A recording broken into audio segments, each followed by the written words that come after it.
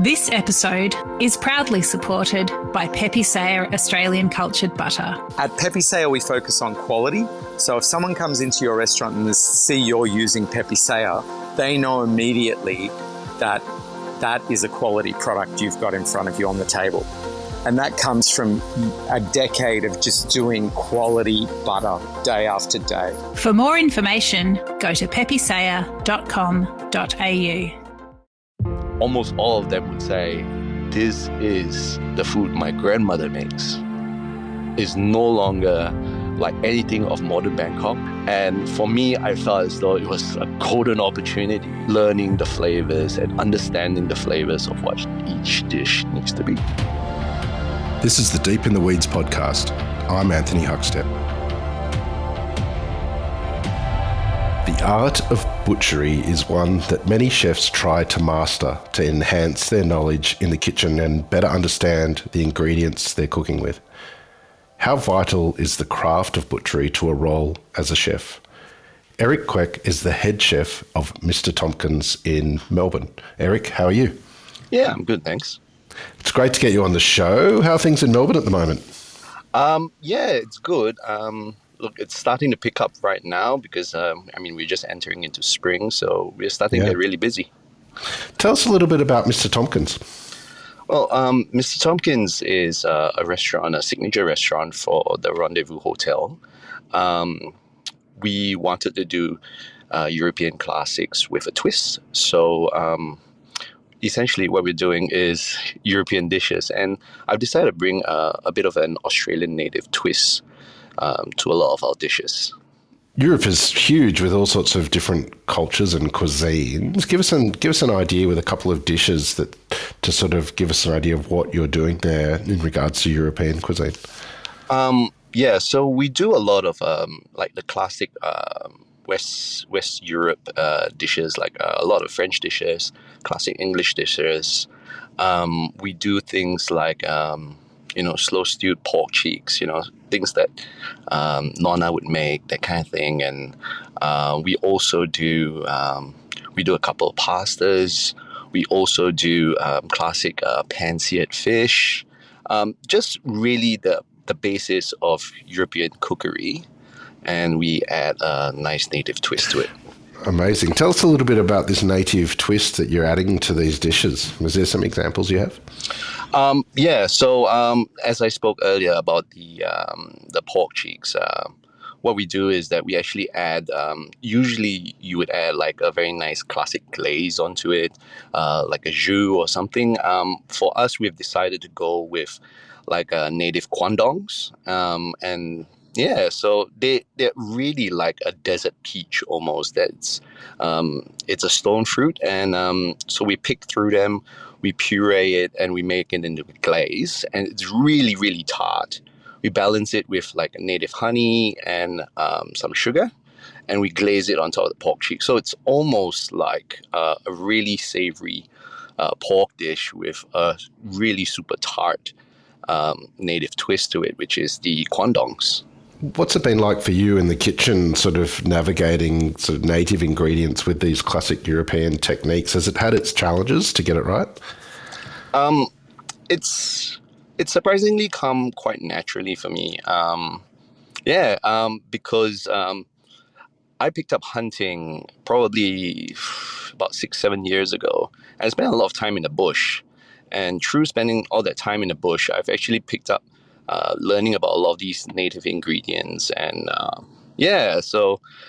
we do find like native rose hips and all that kind of stuff. And I would often pick that kind of stuff. I would find mushrooms and decide to look deeper into foraging for mushrooms.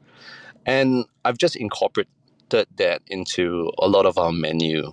And it's a very easy transition for me. So what I've done is that I would think of classic pairings with, let's say, rich savory dishes, or even like a river fish. Like we do our Murray cod, and we serve it in like a classic creamy sauce, and we serve it with macadamia nuts. And see, back home in Singapore, we always have fish wrapped in banana leaves, and it's true that almost that experience that I've learned that maybe I can look for something that is almost like a replica of what I would do back home. So I found out that there are like indigenous Aboriginal people who would actually wrap fish and meat in paper bark and chuck it on top of fire and almost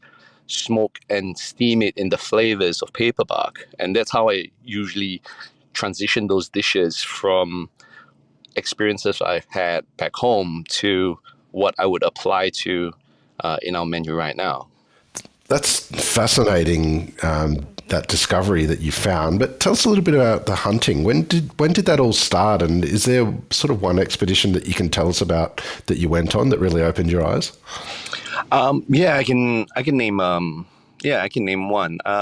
So I do a fair bit of hunting in Victoria, and one of the places I do hunt is the Strathbogie Ranges.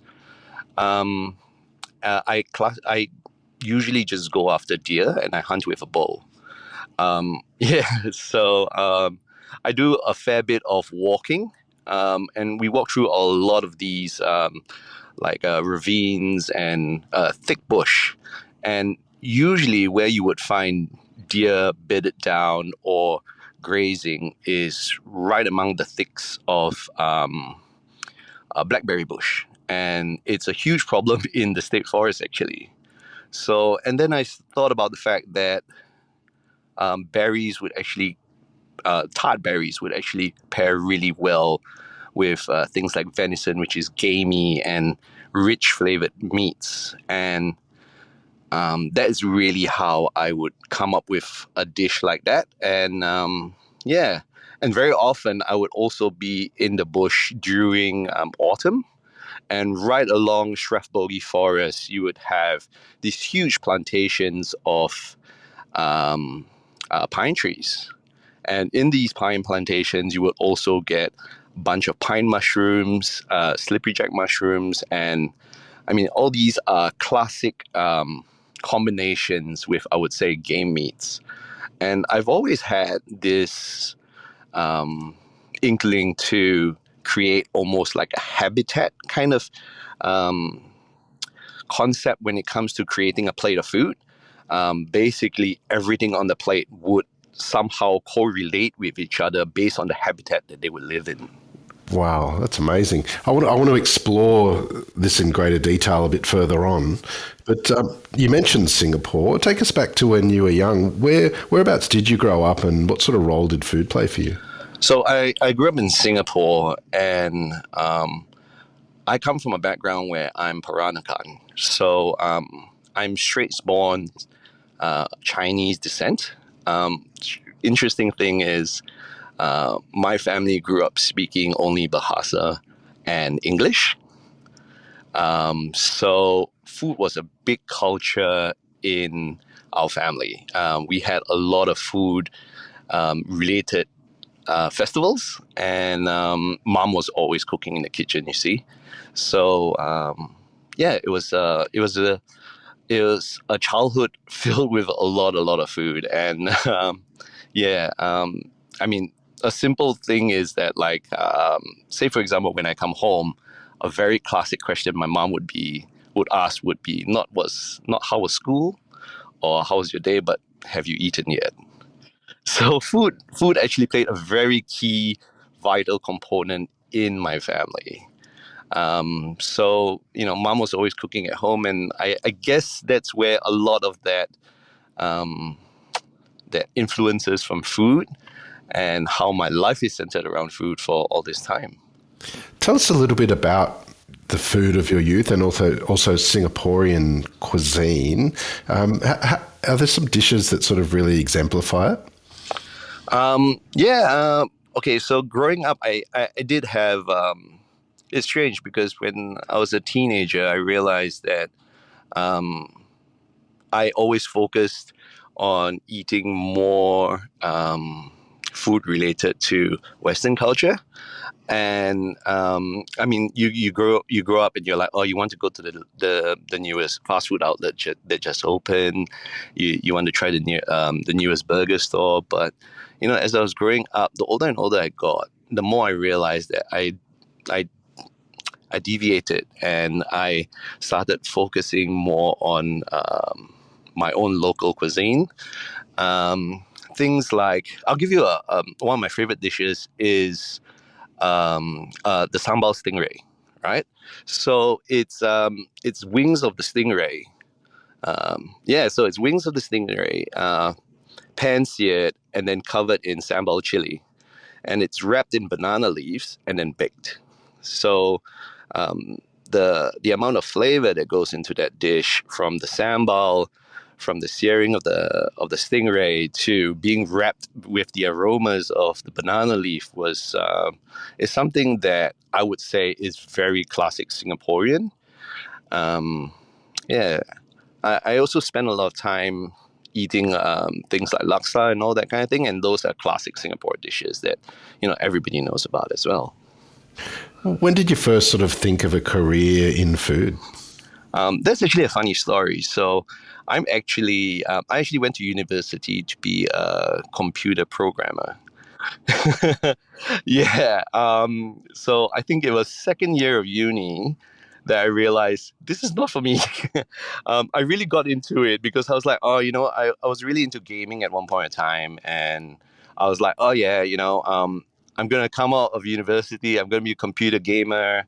I'm going to program games. I'm going to create games. And like, oh, it's going to be awesome. And year of uni, I realized that there's a lot more to computer programming than I thought. And so I didn't really know what to do. I had to go through national service in Singapore. So I went to the army for a couple of years. And after the army, I was like, oh, what am I going to do?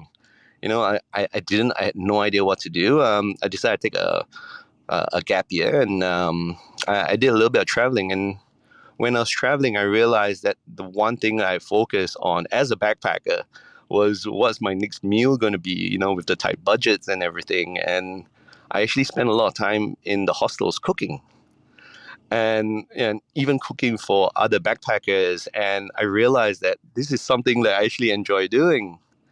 Um, After my holidays, I came back to Singapore and I tried out cooking. I spoke to my dad about it, and my dad's old school. So for him, he felt as though like, being a chef might be too blue collar. You might end up working for, ages and ages and not be able to make enough.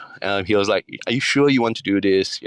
Maybe you should try, working as a chef for a short bit before you, actually decide on, doing this and, going to culinary school or anything." So that's, I enrolled into, before enrolling into school, I actually worked at the Hard Rock Cafe for about a full year, as a commie, and doing basically all the basic stuff and going through the notions of trying to be a chef. And then, after a year, I came out of it and I realized, like, you know what, this is something I want to do.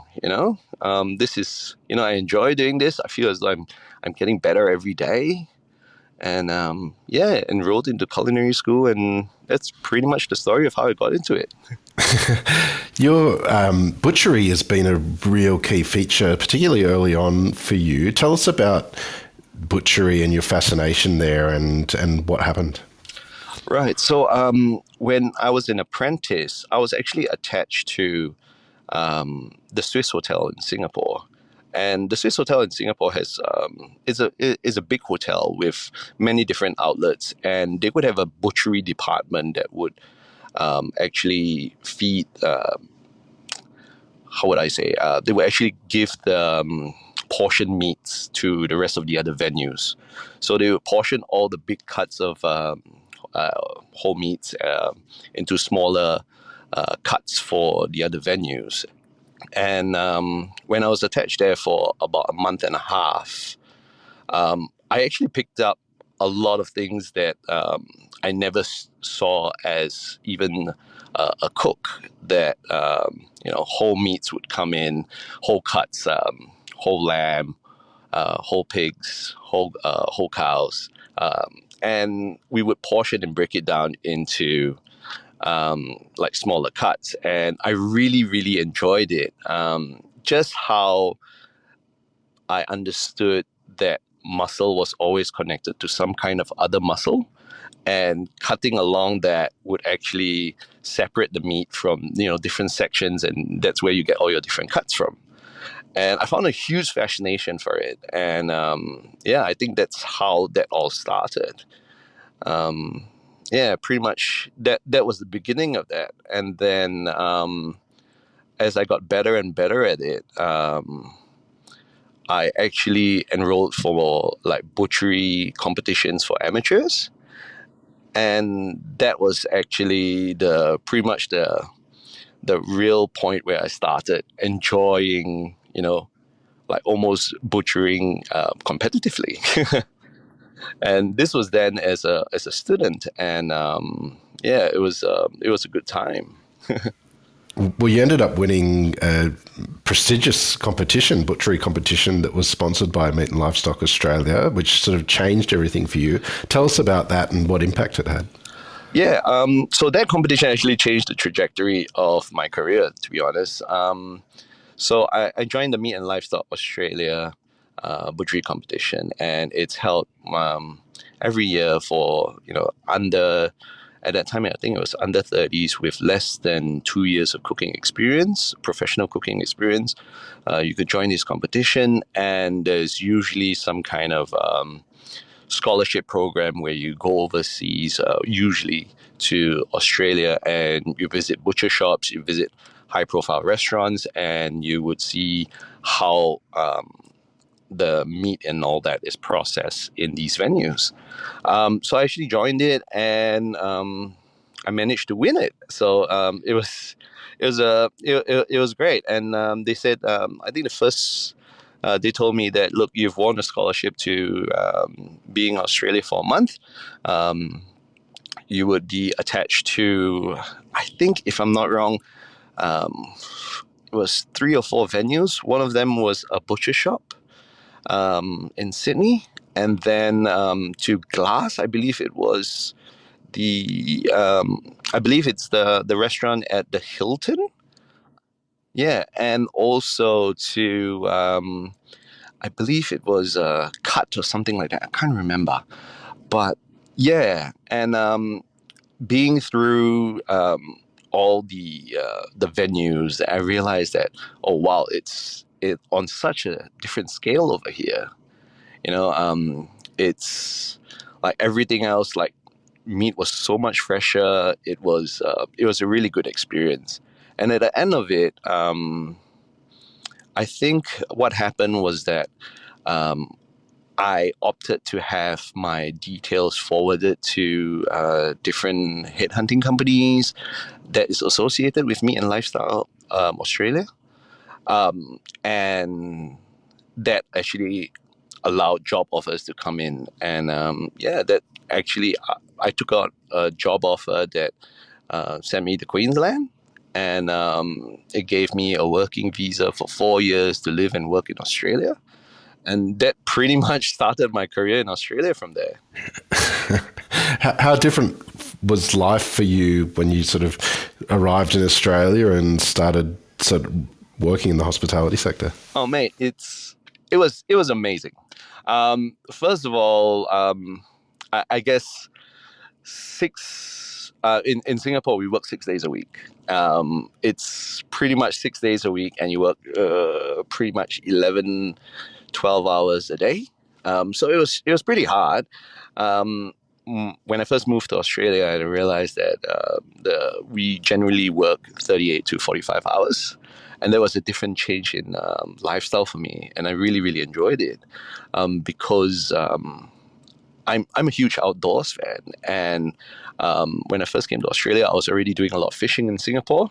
So I continued fishing when I was in Queensland as well, and I really enjoyed myself because I could have this work balance of, still doing what I really love, and I could do, and on my free time, do all the fishing and all the fishing and outdoors that I could do. It was really great. You've spent a lot of time of your career in Melbourne and worked at some pretty incredible restaurants. Tell us about the move to Melbourne. How did it happen? So after being in about, I would say, I spent 2 winters in Queensland, and I was when I first moved here, I was working in Noosa, and Noosa is a great venue, but it gets really quiet during the colder periods of the year. During winter, it would be absolutely dead. It's quiet. There wasn't a lot of traffic, and I told myself that, look, if I want to push my career a little bit further, I would have to come to a big city. It was either between Sydney and Melbourne. I did interviews for both places.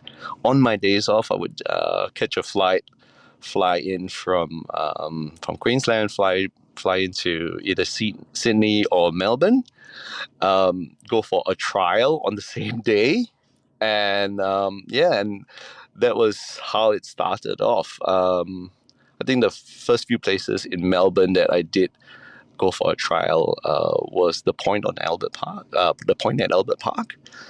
and there's a big steak venue as well. They're very proud of their steaks at that time, and yeah, it was. I thought it was a great opportunity as well, and then I also interviewed at Circa the Prince, and I think pretty much after about 8 different trials did I finally land a position in Circa the Prince. Tell us about what it was like working there. And you formed a really good relationship with Paul Wilson during that time as well. Oh yeah. So yeah, it was a really good experience. Working there, it felt almost like it was a pace back in Singapore as well. Like Singapore is very, very fast paced, and moving to Queensland and Noosa, it felt as though it took a step down a little bit just to slow down. And then it felt as though it was going back into gear, into almost like competitive cooking again when I was back in Melbourne.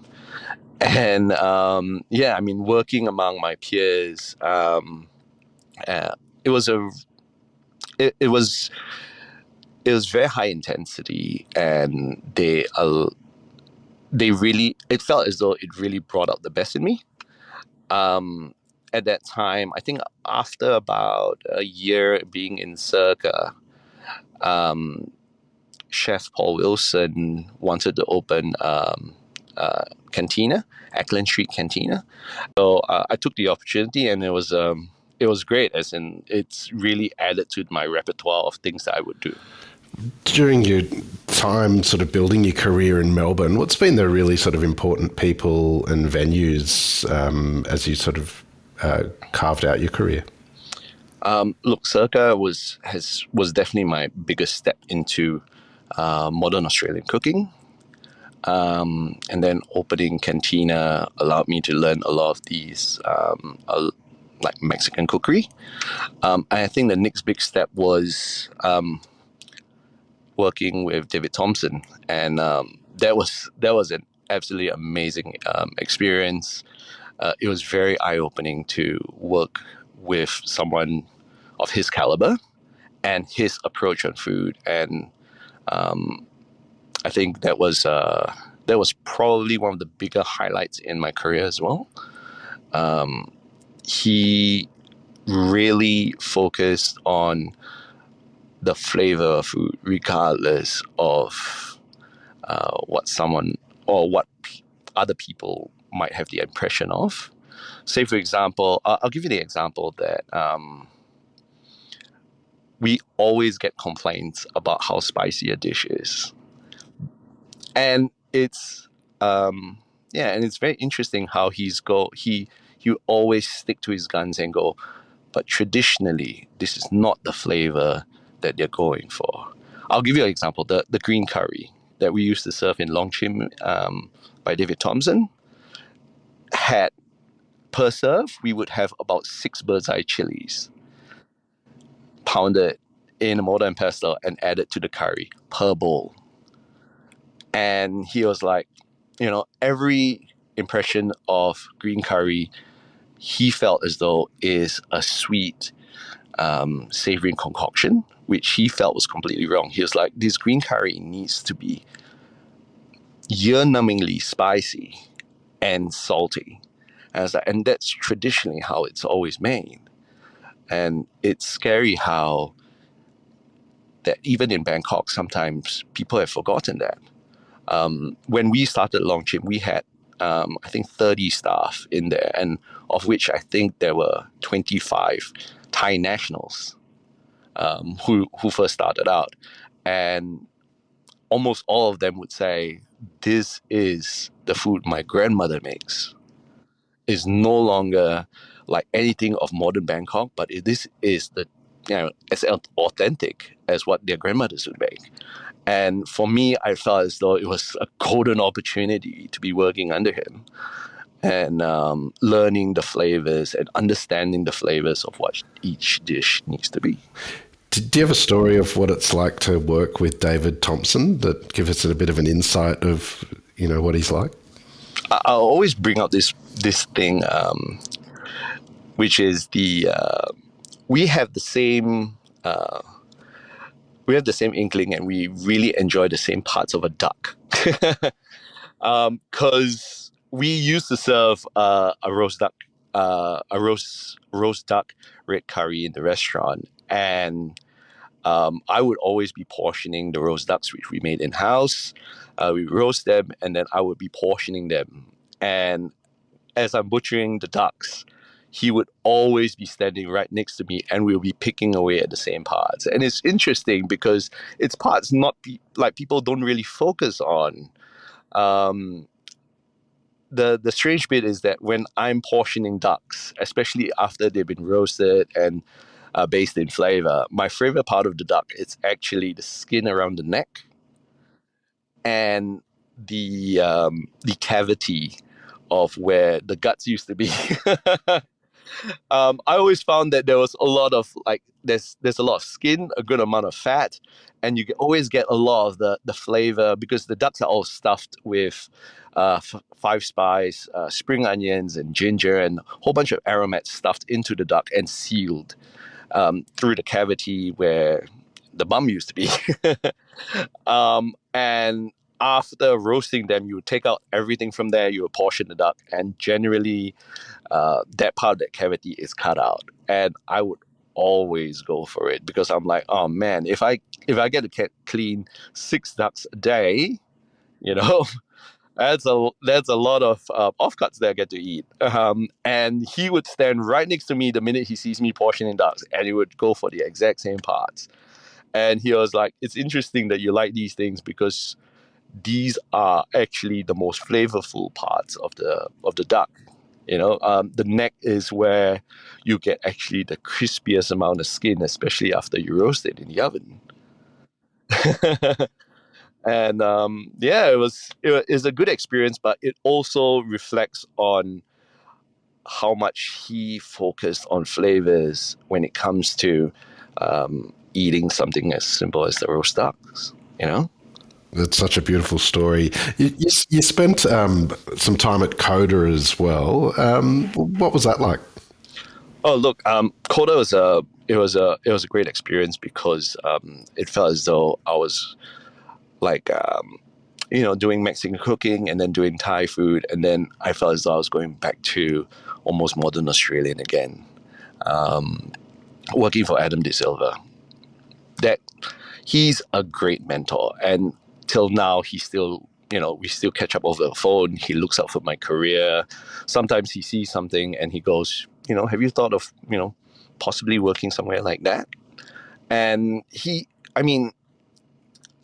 in terms of cooking, I came to Coda already knowing what I wanted to do in terms of food. But I guess Adam really taught me about being a leader, about being a personality in the kitchen, and also how to treat your peers like other head chefs and networking, which sometimes it's a little bit hard to come across somebody who teaches you almost adult skills, if you get what I'm saying. He would bring me for events and he would introduce me to different head chefs, different owners, and that really expanded my circle of people in the industry. 2020 was a crazy year for all of us on the planet, and it was a time when you made a move out of Melbourne to regional Victoria. Was that hard to get used to?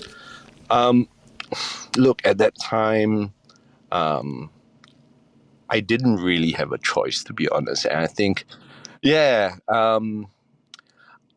after leaving Coda, I actually worked in a small modern Asian restaurant in Richmond that ended up closing shop because of COVID. And that actually left me without a job at one point in time. And I was like, oh, so we're in lockdown, nobody's hiring, and I don't have a job. What do I do? Do I just sit back and wait for this whole thing to blow over, or how long is it going to be? I think I was sitting at home for my third month, and doing my 5K dog walks, and then this opportunity came up from a supplier that I got to know through Coda. And he said that, look, it was my vegetable supplier, and he said, there's this opportunity that has come up in regional Victoria. Is that something you're keen for?